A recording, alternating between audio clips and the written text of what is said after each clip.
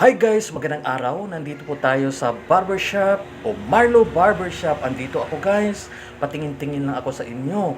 Panoorin nating mabuti ang aking recruit na barbero. Galing pa to sa Espanya. Ni-recruit ko 'yan, mga kaibigan. Guys, panoorin niyong mabuti ang mga techniques, mga veterans move, pinagbabawal na techniques na ginagawa ng aking kaibigan na made in Spain. O andito na, pasok! Masuk. Tama na yan.